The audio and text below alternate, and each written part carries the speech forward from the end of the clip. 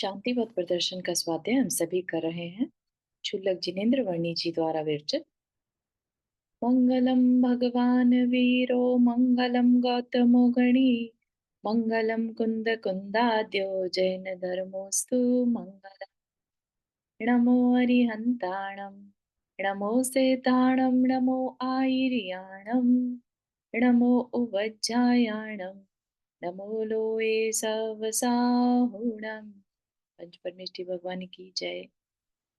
अगले 45 मिनट के लिए सभी प्रकार के पापों का त्याग करके सभी नववर्ण नमकर मंत्र पढ़ लें।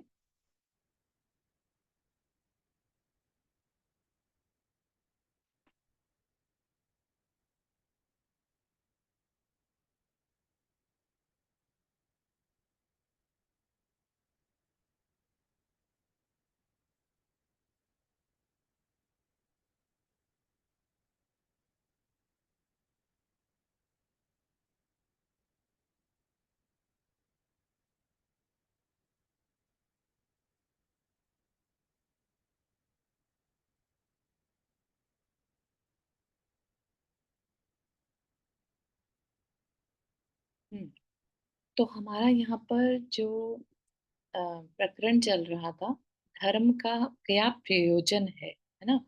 हम कोई भी काम करते हैं, हम सब देखें आसपास के लोग भी सब कुछ कोई ना कोई हर काम करने में लगा है, पुरुषार्थ करने में लगा है ना। सबसे पूछें तो एक ही आंसर मिलेगा, बहुत बिजी है। राइट। बिजी है मतलब कुछ तो कर रहे हैं ना जिसमें बिजी है। तो सबने अपने आप को किसी न किसी काम में लगा कर रखा है, चाहे उनका कोई भी गोल हो। हर कोई जो भी कार्य करता है उससे कुछ ना कुछ रिजल्ट पाना चाहता है ना। ऐसे ही अननेसेसरी कोई मेहनत नहीं करता। ठीक है ना। तो अगर देखा जाए तो फिर प्राणी मात्र के लिए सबके अंदर से एक ही आवाज आती है कि मुझे सुख चाहिए। है ना। हम भोजन भी करते हैं तो सुख के लिए करते हैं, हमें अच्छा लगता है। हमें भूख जो है वो पेन, दुख जैसा महसूस होता है। भूख सहन नहीं होती, प्यास सहन नहीं होती, तो हमें लगता है कि हम भोजन करें ताकि सुख मिले। है ना। तो हम सब जितने भी कार्य करते हैं, चाहे वो हम बच्चों के लिए कोई भी काम करें, चाहे अपने लिए करें, चाहे घर बनाना हो, कहीं कुछ भी प्रॉपर्टी बनानी है, जॉब ढूंढना है, ये सब काम भी क्या है, इनके पीछे एक ही उद्देश्य है, सुख पाने का। ठीक है ना। तो ये तो सबको समझ में आ गया। छोटे से बच्चे को भी समझ में आता है कि सुख चाहिए। है ना। भूख मिटाना है तो किस लिए मिटाना है, अच्छा लगता है भूख मिटाकर। है ना। भूख का पेन जो है, दुख जो है वो सहन नहीं होता, तो उसको मिटाएंगे तो क्या मिलेगा, सुख मिलेगा। ठीक है। तो जब सबको सुख चाहिए और सभी काम में लगे हैं, तो ऐसा होना चाहिए था कि सब, मतलब चलिए माना कि 100% लोग ना सुखी मिले, कुछ परसेंटेज लोग तो ऐसे दिखने चाहिए थे ना जो कहीं कि हाँ हम बहुत खुश हैं। है ना। लेकिन देखने में क्या आता है कि जिसको देखो वही किसी ना किसी दुख को लेकर परेशान है। ठीक है ना। तो इसका क्या मतलब है, अगर सारे लोग एफर्ट मार रहे हैं सुख के लिए और पूछने पर पता चलता है नहीं अभी तो सुख तो नहीं मिला, है ना, लगे हैं कर रहे हैं, ऐसा बस जानने में आता है। तो ये क्या ये पॉसिबल है कि कहीं ना कहीं हमारी या तो सुख की जो परिभाषा है उसमें प्रॉब्लम है, या हमारे एफर्ट्स में प्रॉब्लम है ना। कहीं तो कुछ प्रॉब्लम है। तो हमें लास्ट जो सेशन था उसमें एक कबूतर का एग्जाम्पल दिया था, जिसे कमरे में जाकर अपना रहने का घोंसला बनाना है और जाने का रास्ता। अब एक कबूतर को तो नहीं पता ना कि दरवाजे से ही जाना है, उसके लिए तो एक होल भी हो जिसमें वो फिट हो जाए तो वो वहां से भी चला जाएगा। है ना। तो उसने देखा एक दरवाजा बंद है, सिर फोड़ा, नहीं समझ में आया। उसने ऐसा नहीं कि फिर वहीं पर सिर फोड़ता रहे, नहीं, है ना। उसने इमीडिएटली और आगे बढ़ गया, देखा कि कोई खिड़की शायद खुली हो, खिड़की भी नहीं खुली दिखाई दी, फिर रोशनदान। है ना। तो इस तरह से अल्टीमेटली उसने एक रास्ता खोज ही लिया। लेकिन क्या वो पहली बारी में मिल गया हो, या वो उसी पहले रास्ते पर ही अटक गया हो, नहीं। पर्पस उसका सॉल्व हो गया, उसको अंदर आने जाने का रास्ता चाहिए था, वो मिल गया। ठीक है ना? ऐसे ही हम लोग भी क्यों नहीं कुछ ऐसा करते कि जिस पुरुषार्थ को करने से हम अपने गोल तक नहीं पहुंच रहे हैं, हम अपने उस पुरुषार्थ के रास्ते को, मार्ग को बदलने की कोशिश करें। कहीं ना कहीं तो दिक्कत है जो हम अभी तक भी उस सुख को, उस शांति को महसूस नहीं कर पा रहे। ठीक? तो क्या कहा कि जो ये सुख और शांति की बात भी करते हैं अपन, ऐसा तो नहीं कि वो हम सुख और शांति की बात ही गलत कर रहे हो सकता है हमने कभी उसे सही सुख और शांति को पहचाना ही ना हो। ठीक है ना? तो ये भी एक पॉसिबिलिटी है। हमारे एफर्ट्स तो सही थे, लेकिन हम जिस सुख की बात कर रहे थे वो वाकई में सुख था ही नहीं। इसीलिए वो जब भी हमें मिलता था, वो बिल्कुल जैसे रेत मुट्ठी में पकड़ने की कोशिश करेंगे तो कुछ हासिल नहीं होगा, है ना? इसी तरह से उस शांति या सुख की पहचान हमने क्या सही कर रखी है? तो ये भी हम देखेंगे आगे चलकर, ठीक है? तो क्या करना? शांति की पहचान करना, ठीक है? किस शांति के पीछे हम सब भाग रहे हैं? तो क्या कहा?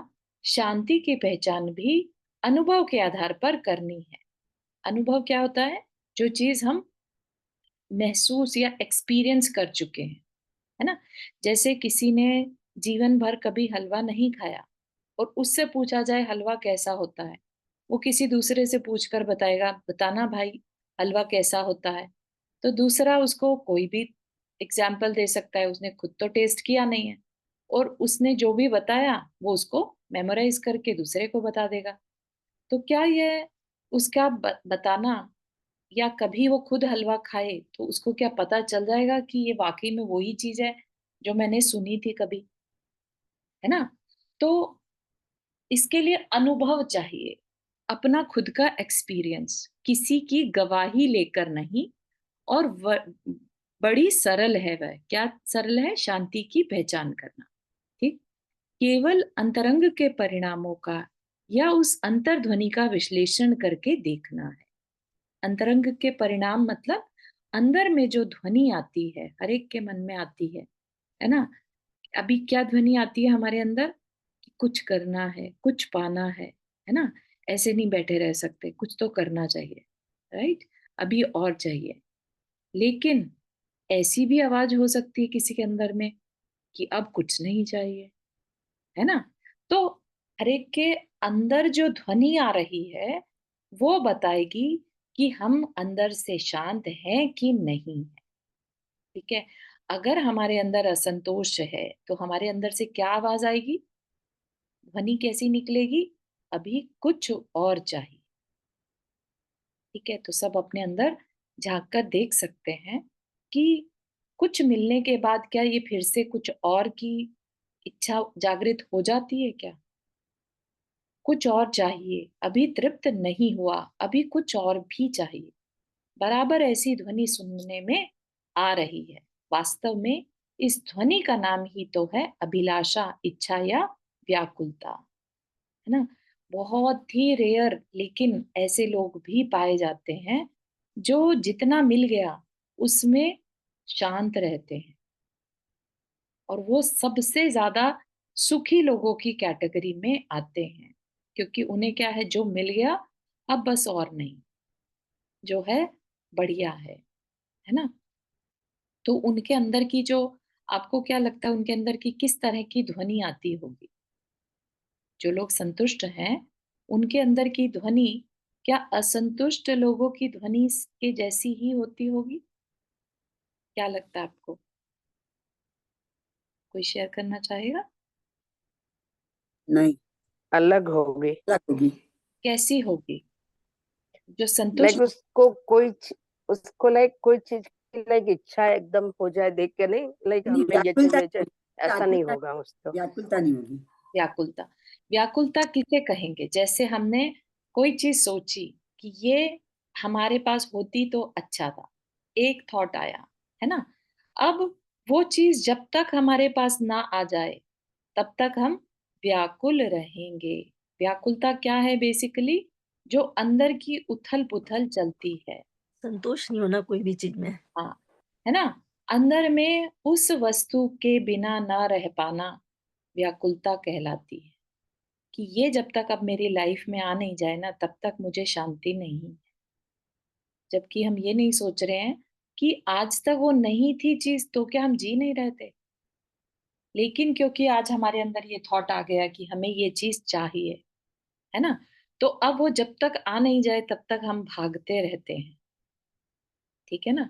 तो ये एक अपन सबके साथ है ये, इसी को अपना दुःख का कारण बताया है, इच्छा, है ना? इच्छा ज्वाला कहते हैं ना, इच्छा ज्वाला। तो हम सब उस इच्छा ज्वाला में जलते हैं।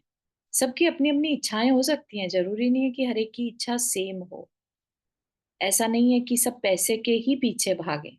हो सकता है कोई हेल्थ के पीछे भाग रहा है, कोई बच्चों के परिवार की खुशी के पीछे भाग रहा है ना? कोई नाम के पीछे भाग रहा है। तो हर एक जगह पर अलग-अलग इच्छाएँ हो सकती हैं, है ना? इस ध्वनि का नाम ही तो है अभिलाषा, इच्छा या व्याकुलता। क्या कुछ संदेह है इसमें भी? यदि है तो देख, आज तुझे इच्छा है अपनी युवती कन्या का जल्दी से जल्दी विवाह करने की, पर योग्य वर न मिलने के कारण कर नहीं पा रहा है। तेरी इच्छा पूरी नहीं हो रही है। बस यही तो है तेरे अंदर की व्याकुलता, व्यग्रता, अशांति या दुख। ठीक है? इच्छा होना इतनी बड़ी प्रॉब्लम नहीं है, जितना इच्छा की पूर्ति नहीं होना, ठीक है ना? हम इच्छा करके छोड़ दें, तो भी कोई प्रॉब्लम नहीं है।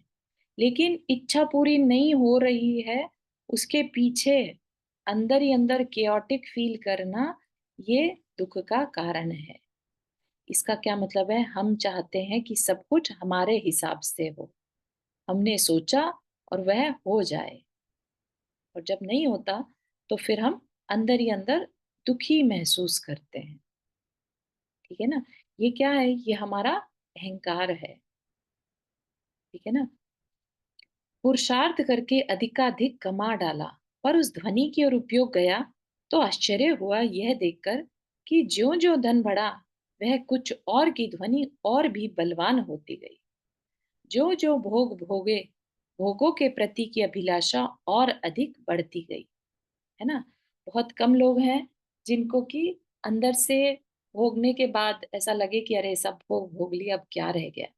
बहुत ही रेयर ऐसी इच्छा अंदर से आती है कि अभी तो बस बहुत हो गया, सब देख लिया, सब हो गया। अब जीवन में कुछ नहीं चाहिए, है ना? पिछली बार कुसुम आंटी ने बताया था कि उनके अंदर से ऐसी बात आने लगी है, which is very big achievement, ठीक है ना? बहुत बढ़िया। एक चीज शेयर करूं मैं। जी वर्षा जी। हुँ, जी, जय जिनेन्द्र। मैं क्या बोल रही थी, एक बार ना ऐसा हुआ, कोई चीज को देखते हैं ना तो सोचते हैं कि क्या इसमें रखा है, नहीं चाहिए, फिर ऐसा हुआ कि नहीं लेते हैं, फिर लिया, फिर ऐसा लगा इससे तो अच्छा नहीं लेना अच्छा है, क्योंकि इसमें कोई वो नहीं है। तो हुँ। इसका क्या मतलब होता है?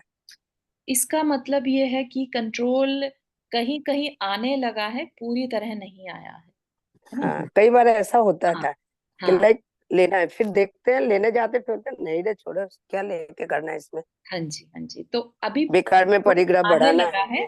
हाँ, कंट्रोल आने अच्छा। लगा है लेकिन पूरी तरह नहीं आया है, आ जाएगा, पॉज़िटिव हाँ, है। एम लाइक हाँ, 90% अभी सोचते हैं नहीं लेना है, लेकिन 1% की देख तो ले जरा, फिर देखा, फिर बोला, नहीं हाँ, लेना है, छोड़ दो। क्योंकि ऐसा होता संस्कार है है ना, कभी कभी।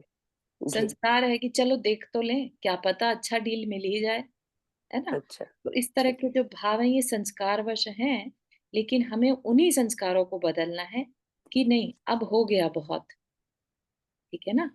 तो ये है। चीज़ जी। हमें अपने जीवन में बदलाव लाना होगा। हुँ। तो देखा तो क्या हुआ? इच्छाएँ बढ़ती जा रही हैं। क्या कारण है इसका? जितना कुछ भी धनराशि की प्राप्ति हुई थी, उतना तो इसको कम होना चाहिए था, है ना? क्या किसको कम होना चाहिए था? अंदर की अभिलाषा, इच्छा जो हमने की थी धन कमाने की, कभी भी नोटिस करें तो एक जो पर्सन बहुत छोटे से घर में रहता है, 1 बेडरूम अपार्टमेंट में रहता है, उसको क्या लगेगा, मुझे 2 या 3 बेडरूम में जाना है। जो 2-3 में है, वो सोच रहा है और बड़े में जाना है और बड़े वाला सोच रहा है, अब मुझे बहुत लग्जूरियस अपार्टमेंट में या घर में मूव होना है।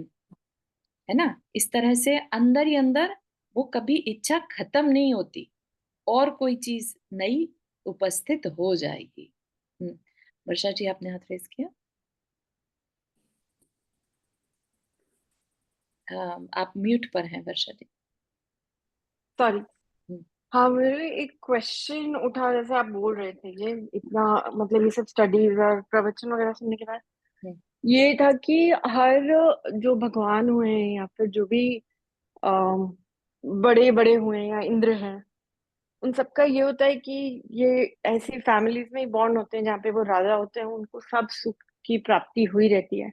हम्म, और तब जाके फिर उनको वहां से वैराग्य की जैसी भावना आती है कि अरे इन सब में कुछ नहीं रखा है। हम्म, तो जैसे अब कोई लोग हैं जिनको ये सब नहीं मिला है, गरीब हैं समझ लें, हम्म, और उनको तो वो जब तक नहीं मिल जाएगा वो तो हमेशा चलता रहेगा, और जब मिल जाएगा तब जाके ही उनको समझ आएगा कि इसमें तो सही सुख नहीं है। तो ये क्या सबका जर्नी ऐसा होता है, हम्म, या फिर, तो I am just curious to know hmm. This is how the journey proceeds कि worldly pleasure gives you the path to salvation, ऐसा कुछ? नहीं नहीं नहीं, ऐसा होता नहीं है। एक्चुअली समझने की बात है कि जो जितना छोड़ता जाता है, ठीक है, ये सारी संपदा, ये सब कुछ पीछे भागता है। आप देखिएगा कि ये जो आज की डेट में है ना, जो अमीर दिखाई देते हैं, लेट्स से देव दिखाई देते हैं, है ना, अच्छी अच्छी पोजीशंस पर हैं, तो वो आज अच्छी पे हैं क्योंकि उन्होंने पास्ट में इससे इच्छाओं को छोड़ दिया हो। इच्छाएं छोड़ देने से फ्यूचर में वापस आ जाता है। आई एम नॉट सेइंग कि इसके लिए छोड़ो कि आ जाए, ऐसा नहीं, लेकिन ऐसा साइंस है। ठीक है? तो ऐसा नहीं है कि सब गरीब होते हैं पहले, फिर इच्छा करते हैं, फिर पाते हैं, सब पाने के बाद फिर इच्छा होती है कि अब सब छोड़ दो, अब तो सब मिल गया, अब सब छोड़ दो। ऐसा प्रोसेस नहीं है। क्योंकि जो इच्छा कर करके पाता है ना, जिसको कि हम निदान वर्ड कहते हैं, जो निदान करके कुछ पाता है, इच्छा करके कुछ पाता है, उसकी अटैचमेंट उस वस्तु के साथ बहुत ज्यादा होती है। वो उसे छोड़ नहीं पाता जीवन पर्यंत। ठीक है? हम्म। लेकिन कोई चीज आपको पुण्य से मिल गई है, आप ऐसे परिवार में जन्म ले लिया जहां पर आपको चाहिए तो कुछ नहीं था, लेकिन आप ऐसे संपन्न घर में हैं जहां पर, जैसे कि हमारे तीर्थंकर हैं, है ना, बड़े बड़े राजा लोग हैं जो हम्म। ऐसे घरों में हो गए, लेकिन अब क्योंकि उनके पास्ट के संस्कार ऐसे थे जिन्होंने छोड़ा था, और आज फिर से राजा बन गए, है ना, तो उनके पास संस्कार रहते हैं कि अब मैं राजा बन गया, मैंने सब भोग लिया, अब मुझे फिर छोड़ना है। ठीक है? तो हम्म। संस्कार छोड़ने के होंगे तभी छोड़ पाएंगे। वैराग्य ऐसे ही नहीं आ जाता। वैराग्य चीजों को देख के वैराग्य आ जाए, ऐसा नहीं। भोगों को देखकर वैराग्य आ जाए, नहीं। ठीक है ना? हम्म। जिसने वाकई में भोगों से अपना मन हटा लिया हो कि ये भोग करना, भोगों से कभी संतुष्टि किसी को नहीं मिली है, तो उसको वैराग्य आता है। ठीक है? और वो ही हम्म। चीजों को छोड़ पाता है, जिसको। ऐसा भी हो सकता है ना कि सच्चा सुख किस में है वो जान ले। हाँ, बिल्कुल। तो हम्म बिल्कुल, सच्चे सुख की परिभाषा पहले समझनी होगी ना फिर। हम्म राइट? जो भाग रहा है ना भोगों के पीछे, उसके पास इतना समय भी नहीं है कि सच्चे सुख को पहचाने।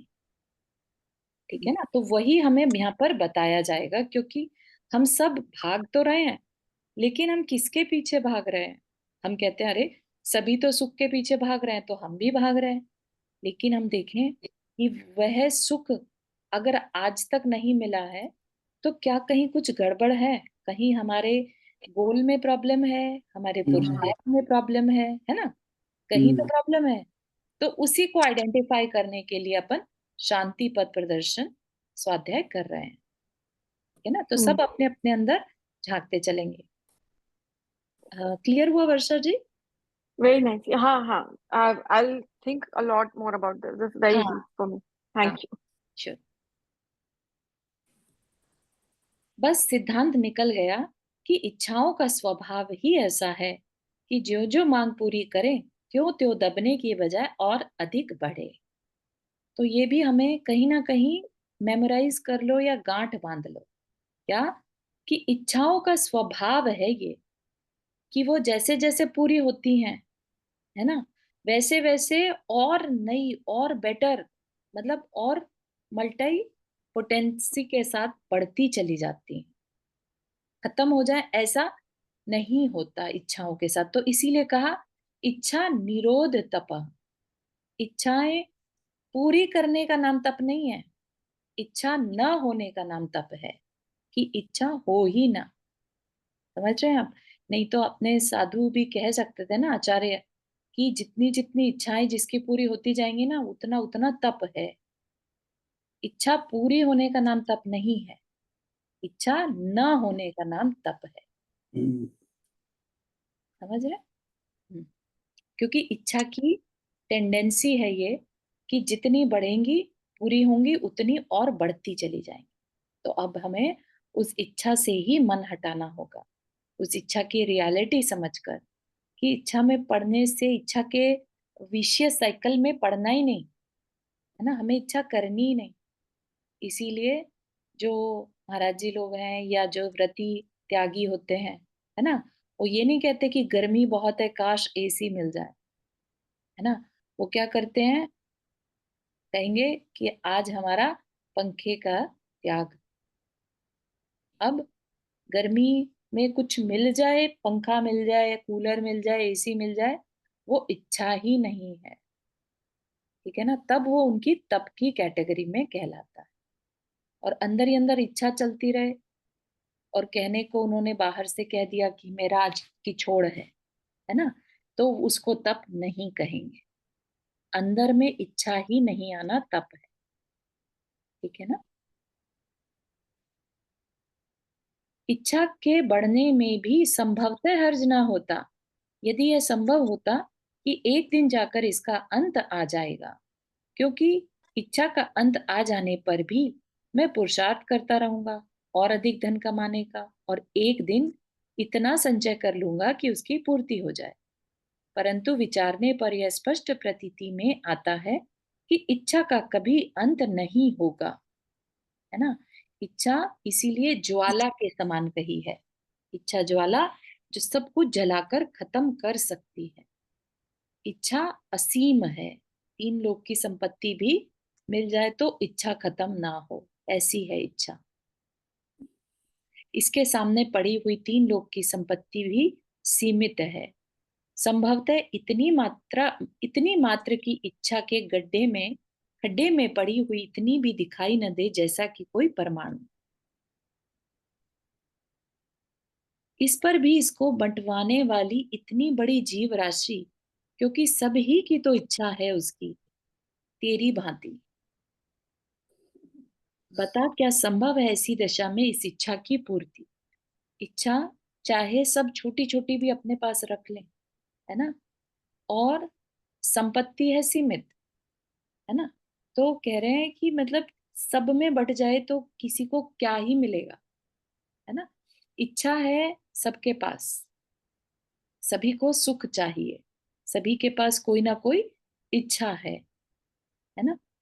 तो ऐसी दशा में इस इच्छा की पूर्ति, इसका अनंतवा अंश भी तो संभवतः पूर्ण न हो सके।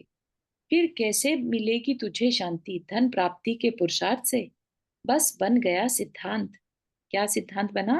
धन व भोगों की प्राप्ति का नाम सुख व शांति नहीं, बल्कि उनका अभाव शांति है। और इसलिए धन उपार्जन या भोग संबंधी पुरुषार्थ इस दिशा का पुरुषार्थ नहीं है। ठीक है, ये क्लियर कर दिया कि हमें लगे कि हम तो बहुत मेहनत कर रहे थे सुख पाने की, मिला तो है नहीं। तो कहा कि जो तुम्हारा पुरुषार्थ है उसकी डायरेक्शन ही गलत है। डायरेक्शन कर रहे हैं हम धन उपार्जन करके सुख पाने की, भोग पाकर सुख पाने की, तो वह रास्ता ही गलत है, वह सुख शांति का रास्ता नहीं है। ठीक है। अब जो अगला वर्णन है वो है संसार वृक्ष। आप में से कुछ ने पढ़ा होगा संसार वृक्ष के बारे में, है ना, तो आज उसी को एक बार रिवाइज करेंगे अपन। क्या है संसार वृक्ष? संसार मतलब जहां हम रहते हैं, है ना? तो संसार वृक्ष, देख तेरी वर्तमान दशा का एक सुंदर चित्र दिखाता हूँ, दर्शाता हूँ। तो हम सबकी वर्तमान दशा का चित्र है ये। एक व्यापारी जहाज में माल भरकर विदेश को चला, ना किस लिए चला होगा? व्यापार के लिए, राइट? अनेकों आशाएं थी उसके हृदय में कि मैं भी पैसा कमाऊं, ठीक? पर उसे क्या खबर थी कि अदृष्ट उसके लिए क्या लिए बैठा है। अदृष्ट मतलब फ्यूचर तो कोई नहीं जानता ना, क्या हो जाए। हम सब चाहते हैं कि ये भी मिल जाए, ये भी मिल जाए, लेकिन हर एक की हर इच्छा पूरी हो जाए, ऐसा होता नहीं है। दूर क्षितिज में से साए साए की भयंकर ध्वनि प्रकट हुई। क्षितिज मतलब होराइजन में, यानी कहाँ चला था? जहाज में, यानी समुद्र में, है ना? और सामने से भयंकर ध्वनि आने लगी, साई साई की, जो बराबर बढ़ती हुई उसकी ओर आने लगी। घबरा गया वह। है यह क्या? तूफान सर पर आ गया। आंधी का वेग मानो सागर को अपने स्थान से उड़ाकर अन्यत्र ले जाने की होड़ लगाकर आया है। सागर ने अपने अभिमान पर इतना बड़ा आघात कभी न देखा था। वह एकदम गरज उठा, फुंकार मारने लगा और उछल उछल कर वायुमंडल को ताड़ने लगा। मतलब कहने का है कि बहुत बड़ा स्टॉर्म आ गया, ठीक है ना?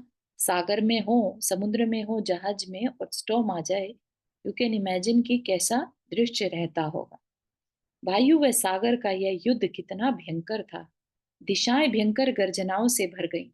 दोनों नए नए हथियार लेकर सामने आ रहे थे। सागर के भयंकर थपेड़ों से आकाश का साहस टूट गया। वह एक भयंकर चित्कार के साथ सागर के पैरों में गिर गया। गड़! ओह, यह क्या आफत आई! आकाश फट गया और उसके भीतर से क्षण भर को एक महान प्रकाश की रेखा प्रकट हुई। मतलब कि बिजली चमक रही थी, ऐसा भयानक तूफान था, बिजली के समेत, कड़कड़ गड़गड़ाहट के साथ।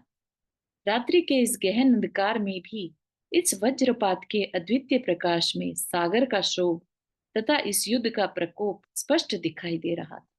व्यापारी की नब्ज ऊपर चढ़ गई, मानो वह निष्प्राण हो चुका है। इतने ही पर बस क्यों हो। आकाश की इस पराजय को मेघराज सहन न कर सका। महाकाल की भांति काल की काली राक्षस सेना गर्ज कर आगे बढ़ी और एक बार पुनः घोर अंधकार में सब कुछ विलीन हो गया। व्यापारी अचेत होकर गिर पड़ा। सागर उछला, गड़गड़ाया। मेघराज ने जल बाणों की घोर वर्षा की। मूसलाधार पानी पड़ने लगा। जहाज में जल भर गया। व्यापारी अब भी अचेत था। दो भयंकर राक्षसों के युद्ध में बेचारे व्यापारी की कौन सुने। सागर की एक विकराल तरंग, ओह यह क्या! पुनः वज्रपात हुआ और उसके प्रकाश में जहाज जोर से ऊपर को उछला और नीचे गिरकर जल में विलुप्त हो गया। सागर की गोद में समा गया। उसके अंगोपांग इधर उधर बिखर गए। हाय बेचारा व्यापारी, कौन जाने उसकी क्या दशा हुई, है ना? तो जब समुद्री तूफान आता है तो जहाज के जहाज विलीन हो जाते हैं, डूब जाते हैं। तो उस बेचारे व्यापारी का भी चला तो था किससे? बहुत बड़ी बड़ी आकांक्षाएं लेकर कि ये इस व्यापार करूंगा, ये करूंगा, इतना पैसा बनाऊंगा, है ना? सभी पॉजिटिव ही सोच के चलते हैं, लेकिन सामने होनहार को किसने देखा, राइट? तो उस बेचारे व्यापारी के साथ भी कुछ अनहोनी हो गई। प्रभात हुआ, सुबह का टाइम। एक तख्ते पर पड़ा सागर में बहता हुआ कोई अचेत व्यक्ति भाग्यवश किनारे पर आ लगा। सूर्य की किरणों ने उसके शरीर में कुछ स्फूर्ति उत्पन्न की। उसने आंखें खोली। मैं कौन हूँ? मैं कहाँ हूँ? यह कौन देश है? किसने मुझे यहाँ पहुंचाया? मैं कहाँ से आ रहा हूँ? क्या काम करने के लिए घर से निकला था? मेरे पास क्या है? कैसे निर्वाह करूं? सब कुछ भूल चुका है वह अब, है ना? तो उसे कुछ भी याद नहीं आ रहा है। जैसा होता ही है, हम सब भी भूल जाते हैं ना कि हम कहाँ से आए हैं। हम इस जीवन में जहां से भी आए हैं, कहीं से तो आए हैं ना, लेकिन हम सब कुछ भूल चुके हैं। उसे नवजीवन मिला है, यह भी पता नहीं है उसे। किसकी सहायता पाऊं, कोई दिखाई नहीं देता। गर्दन लटकाए चल दिया जिस ओर मुंह उठा। एक भयंकर चित्कार, अरे यह क्या! उसकी मानसिक स्तब्धता भंग हो गई, ठीक है? पीछे मुड़कर देखा, मेघों से भी काला, जंगम पर्वत तुल्य विकराल गजराज सूंड ऊपर उठाए, चीख मारता हुआ उसकी ओर दौड़ा। ठीक है, एक भयंकर पागल हाथी जैसे कहते हैं ना, वो उसके पीछे दौड़ रहा था। प्रभु बचाओ, अरे पथिक, कितना अच्छा होता यदि इसी प्रभु को अपने अच्छे दिनों में भी याद कर लिया होता, है ना। अब क्या बनता है, यहाँ कोई भी तेरा सहारा नहीं। कब याद किया प्रभु को? जब बिल्कुल मरने हाल हो गया। ठीक है ना। दौड़ने के अतिरिक्त शरण नहीं थी। पथिक दौड़ा, जितनी जोर से उससे दौड़ा गया, हाथी सर पर आ गया और धैर्य जाता रहा उसका। अब जीवन असंभव है। नहीं पथिक, तूने एक बार जिह्वा से प्रभु का पवित्र नाम लिया है, वह निरर्थक न जाएगा, तेरी रक्षा अवश्य होगी। आकाशवाणी हुई। ठीक है, तो ये एक कहानी की तरह से बताया जा रहा है कि अगर हम भूले भटके भी कभी भगवान का नाम लेते हैं तो भी वह व्यर्थ नहीं जाता। अपना एक भी एक्ट पुण्य का, एक सेकंड के लिए भी अगर हमारे मन में अच्छा विचार आया, है ना, तो वह विचार वेस्ट नहीं जाता। हम कुछ ना कुछ अपने लिए अच्छा कर लेते हैं। ठीक है, तो वही कहना चाह रहे हैं यहाँ पर कि उसने क्योंकि मुंह से भगवान का नाम लिया, चाहे जिस भी दशा में लिया हो, तो वह व्यर्थ नहीं गया, उसकी रक्षा हुई। आश्चर्य से आंख उठाकर देखा, कुछ संतोष हुआ। सामने एक बड़ा वट वृक्ष खड़ा था। एक बार पुनः साहस बटोरकर पथिक दौड़ा और वृक्ष के नीचे की ओर लटकती दो उप शाखाओं को पकड़कर वह ऊपर चढ़ गया।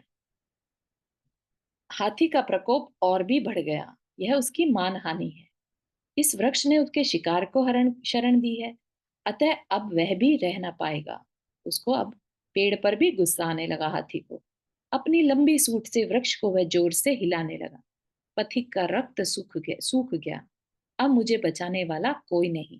नाथ, फिर से भगवान को याद कर रहा है, क्या मुझे जाना ही होगा बिना कुछ देखे, बिना कुछ चखे? नहीं, प्रभु का नाम बेकार नहीं जाता। नाथ याद किया ना, भगवान को याद किया फिर से, है ना। तो क्या हुआ? तो अंदर से क्या उसके हो रहा है, अरे मैंने तो जीवन जिया ही नहीं, है ना, मुझे ऐसे ही जाना पड़ जाएगा क्या? तो नहीं, प्रभु का नाम बेकार नहीं जाता। ऊपर दृष्टि उठाकर देख। आकाशवाणी ने पुनः आशा का संचार किया। ऊपर की ओर देखा, मधु का एक बड़ा छत्ता, जिसमें से बूंद बूंद करके झर रहा था उसका मध, मतलब उसका मधु। ठीक है। आश्चर्य से मुंह खुला का खुला रह गया। यह क्या? और अकस्मात ही, आहा कितना मधुर है यह! एक मधु बिंदु उसके खुले मुंह में गिर पड़ा। वह चाट रहा था उसे और कृत कृत्य मान रहा था अपने को। ठीक है, देखते चलिएगा कि किस तरह से एक संसारी प्राणी की दशा है। कहाँ लटका है? दो उपशाखाओं का सहारा लेकर, है ना। एक शाखा पर लटका है। ऊपर नजर की तो मधुमक्खी का छत्ता था, जिस पर की मधु टपक रहा था। तो जैसे ही मधु गया अंदर, एकदम से, जैसे होता नहीं है कभी हमें कुछ मिल जाए, हमने कुछ चाहा और मिल गया, चाहे कितनी भी तकलीफ हो, हमें वह चीज अच्छी लगती है ना। हमें दांत का दर्द हो रहा हो, सुई चुभने का दर्द हो रहा हो, है ना, और इतने में कोई तेज दांत का दर्द हो जाए या वाइस वर्सा, तो हमें जो पहले वाला दर्द है वो दर्द जैसा नहीं लगता, है ना। अब हमें दांत का दर्द बड़ा लगने लगा। ठीक है ना। या दांत का दर्द चला गया लेकिन अभी सुई चुभ रही है, तो भी हमें क्या लगेगा, अरे ये तो कोई बड़ी बात नहीं है। दर्द तो दर्द है, लेकिन फिर भी हमें क्या लगेगा, ये तो कोई बड़ी बात नहीं है, ये तो हम सहन कर लेंगे। तो हम दुख भी सहन करने को रेडी हो जाते हैं। ठीक है ना। तो ये हमारी विडंबना है कि हमें बस उस टाइम पर काम बनना चाहिए। ठीक है ना। तो वो क्या कर रहा है, चाट रहा है उसे और कृत कृत्य मान रहा है अपने को। एक बूंद और, मुंह खोला और पुनः वही स्वाद, एक बूंद और इसी प्रकार मधु बिंदु के इस मधुर स्वाद में खो गया वह, मानो उसका जीवन बहुत सुखी बन गया है। अब उसे और कुछ नहीं चाहिए। क्या चाहिए था? सिर्फ बार बार मधु बिंदु आता रहे मुंह में। भूल गया वह अब अपने प्रभु के नाम को, क्योंकि अंदर से खुश हो गया वो कि जो चाहिए था वो मिल रहा है। ठीक है ना, मजा आ रहा है। मजा आते साथ ही प्रभु को भूल गया। उसे याद करने का अब लाभ भी क्या है? देख, कोई भी मधु बिंदु व्यर्थ पृथ्वी पर न पड़ने पावे। उसके सामने मधु बिंदु के अतिरिक्त और कुछ न था। सिर्फ फोकस किस पे था? मधु बिंदु। वो जो शहद की बूंद उसके मुंह में पड़ रही थी, बस उसे वो चाहिए था। उसका फोकस सिर्फ और सिर्फ शहद की बूंद पर था कि बस कोई सी भी बूंद वेस्ट ना जाए, मुझे मिल जाए, है ना। अब कोई उसे भगवान नहीं याद आ रहे, कोई गुरु नहीं याद आ रहे, कुछ नहीं। भूल चुका था वह यह कि नीचे खड़ा वह विकराल हाथी अब भी वृक्ष की जड़ में सूंड से पानी दे देकर उसे जोर जोर से हिला रहा है। क्या करता उसे याद करके? दुख को क्यों याद करना है? मधु बिंदु जो मिल गया उसे, मानो उसके सारे भय टल चुके हैं। वह मग्न है मधु बिंदु की मस्ती में। वह भले ना देखे, पर प्रभु तो देख रहे हैं। अरे कितनी दयनीय है इस पथिक की दशा। नीचे हाथी वृक्ष को समूल उखाड़ने पर तत्पर है, और ऊपर वह देखो दो चूहे बैठे उस डाल को धीरे धीरे कुतर रहे हैं जिस पर कि वह लटका हुआ है। उसके नीचे उस बड़े अंधकूप में मुंह फाड़े विकराल दाढ़ों के बीच लंबी लंबी भयंकर जिह्वा लपलपा रही है, जिनकी इनकी चार भयंकर अजगर। कहाँ पर है? जहां पर वो लटका है उसके नीचे एक कुआं है। उस कुएं में से चार भयंकर अजगर इस बात की प्रतीक्षा में है कि कब डाल टूटे और उसको एक ग्रास खाने को मिल जाए। उन बेचारों का भी क्या दोष? उनके पास पेट भरने का एक यही तो साधन है। पथ भ्रष्ट अनेकों भूले भटके पथिक आते हैं और इस मधु बिंदु के स्वाद में खोकर अंत में उन अजगरों के ग्रास बन जाते हैं। सदा से ऐसा होता आ रहा है, तब आज भी ऐसा ही क्यों ना हो। गड़ गड़ गड़ वृक्ष हिला, मधुमक्षिकाओं का संतुलन भंग हो गया। होता है ना ऐसा, जिस ढाल पर छत्ता लगा हो मधुमक्खियों का और वो उसको कोई हिला दे तो क्या होगा? मधुमक्खियां एकदम से डिस्टर्ब हो जाती हैं। फिर क्या करेंगी? वो भिन भिनाएंगी, है ना। भन्नाती हुई वे उड़ी। एक नव आगंतुक ने हमारी शांति में भंग डाला है।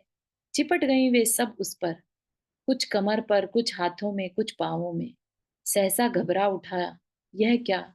उनके तीखे डंकों की पीड़ा से व्याकुल होकर एक चीख निकल पड़ी उसके मुंह से, प्रभु बचाओ मुझे, है ना। फिर जब तकलीफ आई तो फिर से भगवान याद आने लगे। पुनः वही मधुबिंदु। इतनी उसमें भी फिर से मधुबिंदु जब उसके मुंह पर गिरा तो फिर से खुश हो गया।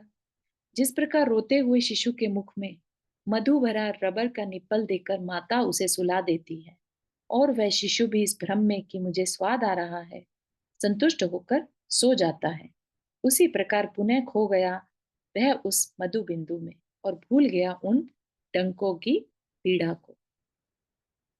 पथिक प्रसन्न था, पर सामने बैठे परम करुणाधारी शांति मूर्ति जगत हितकारी प्रकृति की गोद में रहने वाले निर्भय गुरुदेव मन ही मन उसकी इस दयनीय दशा पर आंसू बहा रहे थे, है ना।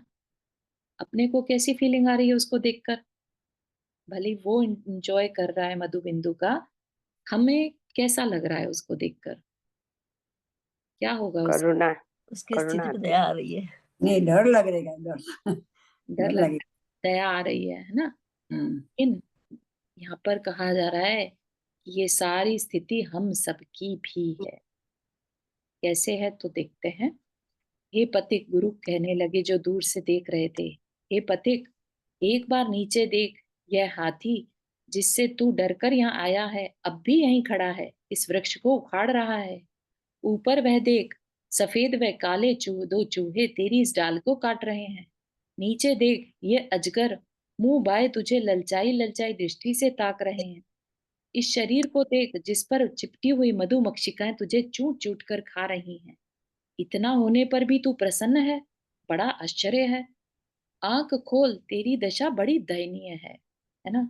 एक क्षण भी विलंब करने को अवकाश नहीं, डाली कटने वाली है। तू नीचे गिरकर निसंदेह उन अजगरों का ग्रास बन जाएगा। उस समय कोई भी तेरी रक्षा करने को समर्थ न होगा। अभी भी अवसर है। आ मेरा हाथ पकड़ और धीरे से नीचे उतर आ। यह हाथी मेरे सामने तुझे कुछ नहीं कहेगा। इस समय मैं तेरी रक्षा कर सकता हूँ। सावधान हो, जल्दी कर। परंतु पथिक को कैसे स्पर्श करे वे मधुर वचन, मधु बिंदु के मधुर आभास में उसे अवकाश ही कहाँ है यह सब कुछ विचारने का। बस गुरुदेव, एक बिंदु और, वह आ रहा है, उसे लेकर चलता हूँ अभी आपके साथ। बिंदु गिर चुका। चलो भैया चलो। उन्हें गुरुजी की शांति ध्वनि आकाश में गूंजी, दिशाओं से टकराई और खाली ही गुरुजी के पास लौट आई। बस एक और बिंदु, अभी चलता हूँ। इस उत्तर के अतिरिक्त और कुछ न था पथिक के पास। तीसरी बार पुनः गुरुदेव का करुणापूर्ण हाथ बढ़ा। अब की बार वे चाहते थे कि इच्छा न होने पर भी उस पथिक को कौली भरकर वहां से उतार ले, यानी खींचकर। परंतु पथिक को यह सब स्वीकार ही कब था। यहाँ तो मिलता है मधु बिंदु और शांति मूर्ति, इन गुरुदेव के पास है भूख व प्यास, गर्मी सर्दी तथा अन्य अनेकों संकट। कौन मूर्ख जाए इनके साथ। लात मारकर गुरुदेव का हाथ झटक दिया उसने और क्रुद्ध होकर बोला, जाओ अपना काम करो, मेरे आनंद में विघ्न मत डालो। गुरुदेव चले गए। डाली कटी और मधु बिंदु की मस्ती को हृदय में लिए अजगर के मुंह में जाकर अपनी जीवन लीला समाप्त कर दी उसने। कथा कुछ रोचक लगी है आपको, पर जानते हैं किसकी कहानी है? आपकी और मेरी सबकी आत्मकथा है यह। आप हंसते हैं उस पथिक की मूर्खता पर, काश एक बार हंस लेते अपनी मूर्खता पर भी। कैसे? देखते हैं। इस अपार व गहन संसार सागर में जीवन के जर्जरित पोत को खेता हुआ मैं चला आ रहा हूँ। जीवन पोत मतलब जो जहाज है, बेसिकली ये शरीर है ना। ये शरीर रूपी जहाज को मैं खींच रहा हूँ। नित्य ही अनुभव में आने वाले जीवन के थपेड़ों के कड़े आघातों को सहन करता हुआ यह मेरा जहाज कितनी बार टूटा और कितनी बार मिला, यह कौन जाने, है ना। ये शरीर को हमने जब भी छोड़ा होगा, है ना, कोई ना कोई अनहोनी ही घटी होगी हमारे साथ। हम चाहते तो नहीं कभी भी जीवन छोड़ना या शरीर छोड़ना, है ना। आयु पूर्ण हो गई, कोई ना कोई थपेड़ा आया और हमारा ये जहाज टूट गया, फिर कुछ मिल गया। इसी तरह से जीवन के उतार चढ़ाव के भयंकर तूफान में चेतना को खोकर मैं बहता चला आ रहा हूँ अनादि काल से। माता के गर्भ से बाहर निकलकर आश्चर्य भरी दृष्टि से इस संपूर्ण वातावरण को देखकर खोया खोया सा मैं रोने लगा, क्योंकि यह न जान सका कि मैं कौन हूँ, कहाँ हूँ, कौन मुझे यहाँ लाया, कहाँ से आया, क्या करने के लिए आया और मेरे पास क्या है जीवन निर्वाह के लिए। तो जब भी कोई बच्चा जन्म लेता है, नया जीवन पाता है, हम सब, है ना, तो हमें ऐसा ही लगता है कि हम कहाँ आ गए और हम रोने लगते हैं। मानो मैं कोई अपूर्व व्यक्ति हूं, ऐसा सोचकर मैं इस वातावरण में कोई सार देखने लगा कि शायद इस जीवन में कुछ मिल जाए। दिखाई दिया मृत्यु रूपी विकराल हाथी का भय। डरकर भागने लगा कि कहीं शरण मिले। बचपन बीता, जवानी आई और भूल गया मैं सब कुछ। विवाह हो गया, सुंदर स्त्री घर में आ गई। धन कमाने और भोगने में जीवन घुल मिल गया। मानो यही है मेरी शरण, अर्थात गृहस्थ जीवन, जिसमें है अनेक प्रकार के संकल्प विकल्प, आशाएं व निराशाएं। यही है वे शाखाएं व उपशाखाएं जिनसे संवेद यह गृहस्थ जीवन है, वह शरणभूत वृक्ष। उस वृक्ष को हम शरण मान रहे हैं, उस गृहस्थ जीवन को हम शरण मान रहे हैं। आयु रूपी शाखा से संलग्न आशा की दो उप शाखाओं पर लटका हुआ मैं मधु बिंदु की भांति इन भोगों में से आने वाले क्षणिक स्वाद में खोकर भूल बैठा हूं सब कुछ, है ना।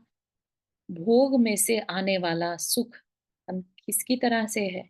उस मधुमक्खी के छत्ते में से निकलता हुआ मधु बिंदु, ठीक है ना, जो कभी ना कभी हमें जला देगा। भोगों की जो इच्छा है वो हमें जला देगी, हमें कभी वास्तविक सुख नहीं दे सकती। मधु बिंदु क्या है? एक तरह का सुखाभास है ना। काल रूपी विकराल हाथी अब भी जीवन तरु को समूल उखाड़ने में तत्पर बराबर इसे हिला रहा है। काल रूपी विकराल हाथी मतलब सबका समय तो आना है, मृत्यु तो आनी है। और कौन इसे खत्म करता जा रहा है? सफेद और काले दो चूहे, यानी दिन और रात। हमारी क्या हो रही है? आयु कम होती जा रही है।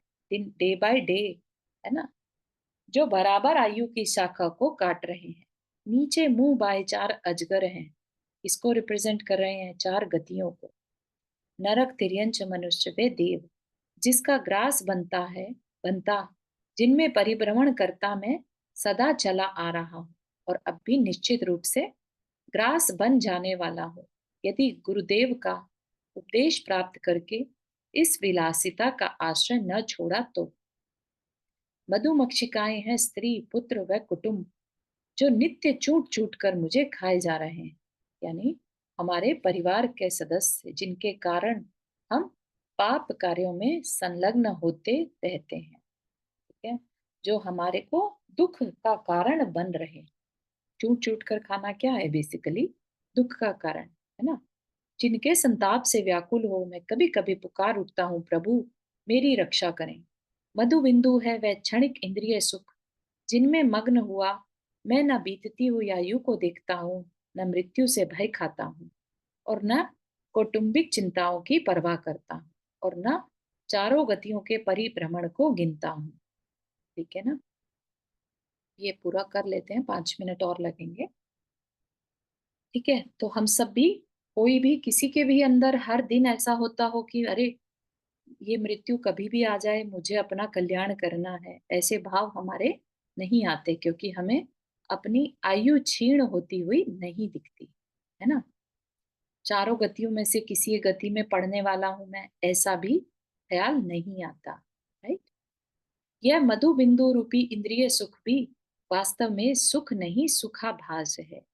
जिस प्रकार की बालक के मुख में दिया जाने वाला वह निप्पल, जिसमें से कि कुछ भी स्वाद बालक को वास्तव में नहीं आता, क्योंकि रबर के बंद उस निपल में से किंचित मात्र भी मधु बाहर निकलकर उसके मुख में नहीं आता। जिस प्रकार वह केवल मिठास की कल्पना मात्र करके सो जाता है, उसी प्रकार इन इंद्रिय सुखों में मिठास की कल्पना करके मेरा विवेक सो गया, जिसके कारण गुरुदेव की करुणा भरी पुकार मुझे स्पर्श नहीं कर पाती, तथा जिसके कारण उनके करुणा भरे हाथ की अवहेलना करते हुए भी मुझे लाज नहीं आती। गुरुदेव के स्थान पर है गुरुवाणी, यानी जिनवाणी, जो नित्य ही पुकार पुकार कर मुझे सावधान करने का निष्फल प्रयास कर रही है। यह है संसार वृक्ष का मुंह बोलता चित्रण व मेरी आत्मगाथा। अनादि काल से हम सब इसमें सेम टू सेम लाइफ जी रहे हैं। वो चेतन कब तक इस सागर के थपेड़े सहता रहेगा, कब तक गतियों का ग्रास बनता रहे, कब तक काल द्वारा भग्न यानी नष्ट कर होता जाएगा। प्रभु, ये इंद्रिय सुख मधु बिंदु की भांति निस्सार है, सुख नहीं, सुखाभास है, एक बिंदु सम। ये तृष्णा को भड़काने वाले हैं, तेरे विवेक को नष्ट करने वाले, इनके कारण ही तुझे हितकारी गुरुवाणी सुहाती नहीं। बहुत हो चुका, अनादिकाल से इसी सुख के झूठे आभास में तूने आज तक अपना हित न किया। अब अवसर है बहती गंगा में मुंह धो ले। बिना प्रयास के ही गुरुदेव का यह पवित्र संसर्ग प्राप्त हो गया है। छोड़ दे अब इस शाखा की, शरण ले इन गुरुओं की, और देख अदृष्ट में तेरे लिए वह परम आनंद पड़ा है, जिसे पाकर तृप्त हो जाएगा तू, सदा सदा के लिए प्रभु बन जाएगा। ठीक है, तो यहाँ पर तो ये सिर्फ एक चित्रण है, हमें बताया गया है कि ये सब हम सबके साथ हो रहा है। ये मत समझिए कि बस इतना बता दिया तो खत्म, अब बुक खत्म हो गई, है ना। नहीं, यहाँ से तो शुरुआत है। अभी तो सिर्फ अवेयरनेस जगाई गई है अंदर में कि कुछ है जो हमें परम आनंद की पहचान कराना चाहता है ना। हम अपने उन गुरुओं की आवाज को सुनना चाहें तो वो कहाँ तक ले जा सकते हैं हमें? परम आनंद तक। और हम ना चाहें तो हम ना सुने, है ना। हम लोगों ने, लेकिन क्योंकि हम सब यहाँ पर बैठकर मन बनाए हैं कि हम स्वाध्याय करने का मन तभी बनेगा ना जब हमें लगेगा कि अब स्वाध्याय करने से तो किसी को धन की प्राप्ति नहीं हो रही है, भोगों की इच्छा की प्राप्ति नहीं हो रही है ना। लेकिन फिर भी साल दर साल हम लोग सब जुड़कर स्वाध्याय कर रहे हैं, तो कहीं ना कहीं तो कुछ है जो आनंद दे रहा है, ठीक है ना? तो कहीं ना कहीं हमने उस आनंद को महसूस किया है, ठीक है? अब हम बस उस आनंद को और ज्यादा बढ़ाते चले जाएं, ठीक है ना? तो हो सकता है हम इस पथिक के सिचुएशन में अब नहीं है, हमें एटलीस्ट हम गुरु को धक्के मारकर नहीं हटा रहे हैं, ठीक है ना? हमने रियलाइज कर लिया है कहीं ना कहीं कि कुछ तो गलती हम कर रहे हैं, जहां मैं लटका हूं वह ठीक नहीं है रास्ता, ठीक है ना? तो एटलीस्ट हम उस पथिक की सिचुएशन में अब नहीं है। तो जब चार अजगर तो हमें खाएंगे, वो तो पक्का है, लेकिन उससे पहले हम चाहें तो गुरु के हाथ पकड़कर और किसी दूसरी जगह पर मूव कर सकते हैं, जहां इतनी बुरी हमें मृत्यु ना देखनी पड़े, ठीक है ना? हम अपनी इच्छा से किसी भी अजगर को चूज कर सकते हैं, ठीक है ना?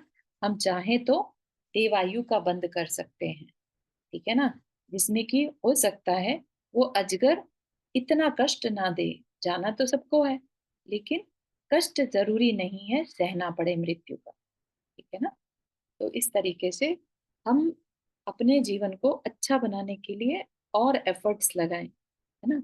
अगर एक एफर्ट काम नहीं कर रहा है तो दूसरे एफर्ट की तरफ चलें, ठीक है ना? अ, यहाँ तक के आज के सेशन में किसी को कुछ डिस्कस करना है या कोई बात ना समझ में आई हो?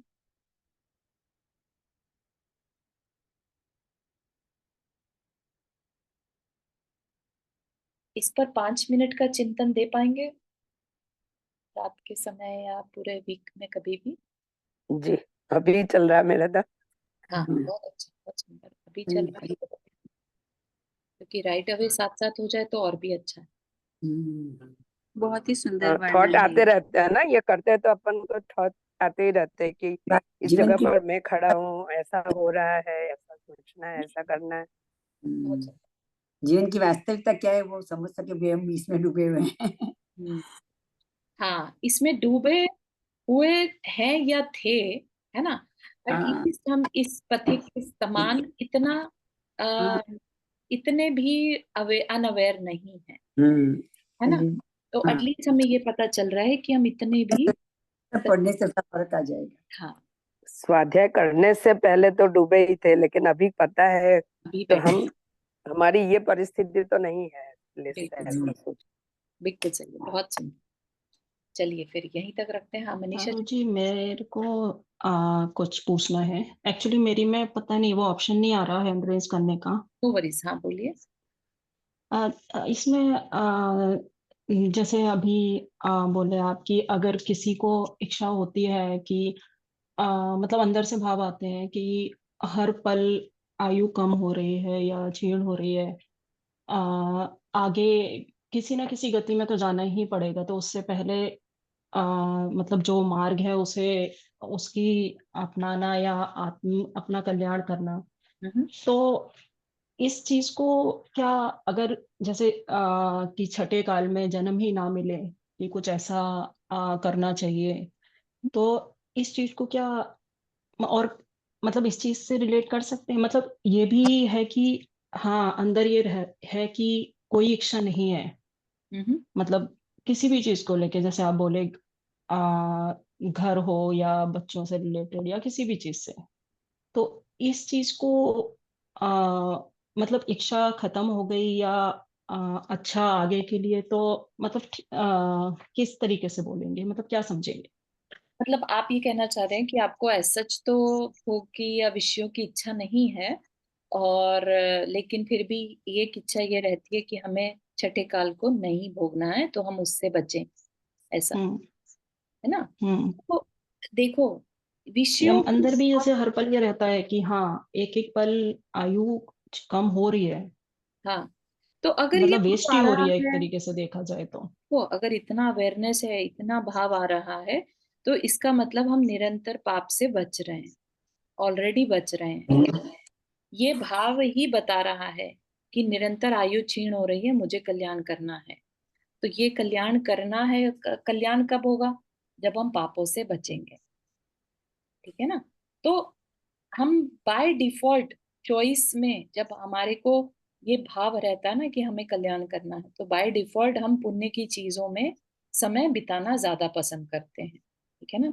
जैसे इवन स्वाध्याय क्या है, नथिंग बट पुण्य कमाने का तरीका है। ठीक है ना।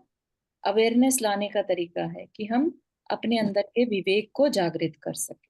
विवेक क्या है? डिसीजन। जब चॉइस, दो चॉइस है, हम पाप भी कर सकते हैं और पुण्य भी कर सकते हैं। तो हम विवेक यूज करते हैं कि हमें तो आत्म कल्याण चाहिए, तो हम पुण्य चूज करें। ठीक है ना। तो ये विवेक हमें आने लगता है। कहाँ से आ गया? हमने स्वाध्याय किया था, हमने जो पुण्य कमाया था उससे हमारे अंदर विवेक जागृत हुआ। है ना। यहाँ पर भी उन्होंने यही बात कही है, राइट, कि मेरे अंदर विवेक जागृत हो। है ना। ये सबसे, ये देखो, ये है ना, तृष्णा को भड़काने वाले, तेरे विवेक को नष्ट करने वाले। कौन है विवेक को नष्ट करने वाला? हमारी इच्छाएं। ठीक है ना। हमारी इच्छाएं हमें क्या करती हैं कि नहीं नहीं, सब चीज तो एक तरफ, मैंने जो सोचा है वो होना चाहिए बस। ठीक है ना। वो हमारे विवेक को मार देती है। ठीक है ना। तो अगर विवेक बढ़ रहा है कि नहीं, मुझे आत्म कल्याण के लिए सोच समझ कर कार्य करना है, तो समझिए आप सही रास्ते पर चल रहे हैं। और रही बात छठे काल की, तो एक्चुअली तो अपना गोल क्या रखना चाहिए? समाधि मरण का। ठीक है। बस, और कुछ नहीं। छठा काल, क्योंकि हम अगले भाव में कहाँ जाएंगे क्या मालूम। जो छठा काल है वो भरत क्षेत्र, एरावत क्षेत्र में ही होता है। ठीक है ना। और कहीं नहीं होता। तो हम क्यों सोचे कि हम वापस से भरत क्षेत्र या रावत क्षेत्र में ही जन्म लेंगे। ठीक है ना। अपने को उस पर फोकस ही नहीं करना है।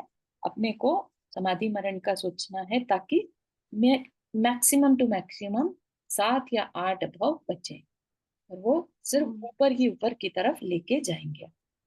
ठीक है। हम्म। एक चीज और, आपको अपने और को हम आ, देवगति में जाते हैं तो वहां तो छठा काल पूरा हो जाएगा ना, इतना लंबा आयुष्य होता है तो। कहाँ जाए? तो देवायु में, राइट। हाँ, देव आयु में जाए तो छठा पूरा हो जाएगा ना उस टाइम पे, हाँ, वहां तो 84,000 असली इतना हो कि 84,000 इतना देव, अच्छे वाले देव बनेंगे तब होगा। क्योंकि अगर वही व्यंतर विद्या जाति क्षेत्र के, में भी जा सकते हैं, ऐसा कुछ जरूरी नहीं है, राइट। हाँ, नहीं, अगर व्यंतर जाति के देव बने, 10,000 साल की आयु जिसकी रहती है ना, तो फिर पॉसिबल नहीं है। नहीं लेकिन अंतर तो नहीं बनना है। इसलिए उस पर फोकस ही नहीं करना है। अपने को सिर्फ और सिर्फ आत्म कल्याण। समाधि मरण के लिए ही सोचना है ना। बिल्कुल सही। अमेरिका में रहते कहाँ से समाधि बन होगा। नहीं नहीं, समाधि का मतलब ये नहीं है कि यहाँ पर कोई आकर आपको कुछ करा दे। मन शांत रहना चाहिए, सब कुछ छोड़ना है। जो अच्छा, समाधि भावना पढ़ते हैं ना हम, हाँ हाँ हाँ हाँ। बात मेरे स्वामी, उसको वर्ड बाय वर्ड एक्सपीरियंस करना। अच्छा। बस। और होता है ना, यहाँ भी होता है, क्योंकि हम खुद को पता थोड़ा भी भास हो तो हम सब त्याग कर देते, तो हाँ, कर सकते हैं, ऐसा कर कुछ नहीं है। सकते, बिल्कुल। चलिए, नहीं, समय हो गया। महाराज के पास जाके करते तो। वो तो बेस्ट है, बेस्ट हाँ, है ना। अगर वो कर सकें किसी भी तरीके से पॉसिबल है, तो जरूर उसके हो एफर्ट्स लगे। सकता है ना कभी यात्रा के लिए गए उस टाइम हो जाए, भावना तो भाई एक बार ऐसा तो ऐसा होएगा। करते हैं कि आपका अंतिम समय आवे तो किसी मुनि महाराज को वीडियो करके उसको बोले कि हमको बिल्कुल ज्ञान सही। दे। तो ऐसा मैंने अब बच्चे को कह तो रखा है कि ऐसा करना है, पता नहीं अब बिल्कुल क्या। सही। No worries aunty. एंड हम सब लोग हैं ना यहाँ पर। नहीं, मैंने बोला हॉस्पिटल में नहीं जाने का, उसका कुछ नहीं, वेंटिलेटर पे नहीं ले जाने का, घर पे ही बहुत रखने का, सही है। मेरे को बिल्कुल नियम दे देने का, ऐसा तो मैंने बोल के रखा है। बढ़िया। भावना है तो हो ही जाएगा, ऐसा हो ही जाए। सोचिए, पॉजिटिव हो ही जाएगा। सही। अगर पैसे किसी को संबोधन चाहिए कभी भी महाराज श्री का, तो आ, बता सकते हैं, मतलब व्यवस्था हो सकती है। बहुत नहीं, सुंदर। चारू जी अगर है ना, चारू जी कभी चारू इन जी केस मतलब से मैं तो चारू जी का नंबर लगा लूंगी बच्चों को बोल के। हाँ, बिल्कुल है, सब अब, है यहाँ पर, अपने पास सारी व्यवस्था हो जाएगी। है ना। किसी को भी घबराने की जरूरत नहीं। अभी मेरा टाइम तो होने चारू जी एक चीज, हम्म, हाँ, नीति जी कुछ कह रहे हाँ मेरे को एक चीज और, एक्चुअली मेरे को हमेशा अंदर से ये रहता है कि आ, हाँ अब कोई इच्छा नहीं है, हैं? तो कोई ऐसा, मतलब हो सकता है मैं रॉन्ग हूँ कि मैं या समझ नहीं पा रही इस चीज को, कोई ऐसा कोई मतलब ऐसी इच्छा या कुछ ऐसा जो आप मतलब बता सकते हैं कि मतलब या समझा सकते हैं कि हाँ ये इच्छा है अंदर, हाँ हाँ हाँ जो मैं समझ एक्चुअली सकूं कि हाँ। होता है कई बार हमें, देखो भोगों की इच्छा तो नहीं होती, अपने लिए कुछ लग्जरी मिल जाए या अपना ये घर बन जाए, ऐसी इच्छा नहीं होती, लेकिन अपने अंदर एक परिवार मेरा बना रहे, है ना, इनका सब अच्छे से हो जाए, ये इच्छा तो रहती है ना। जब तो रिस्पॉन्सिबिलिटी है तो रहेगा। तो वो जो राग है ना फैमिली मेंबर्स से, तो वो भी एक इच्छा ही है।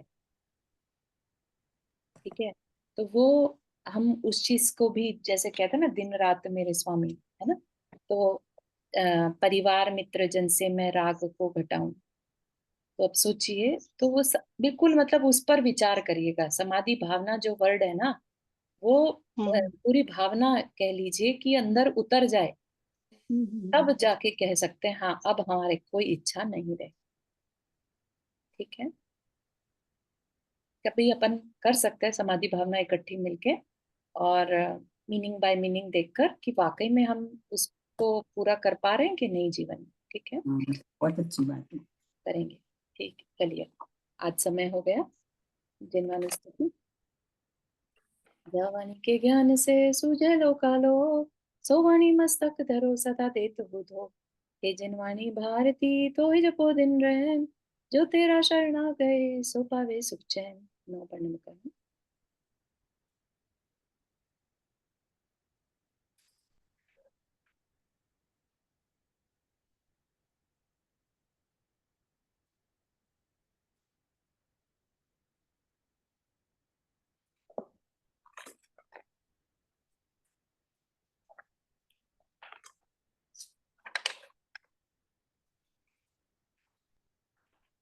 सभी को जय जिनेन्द्र।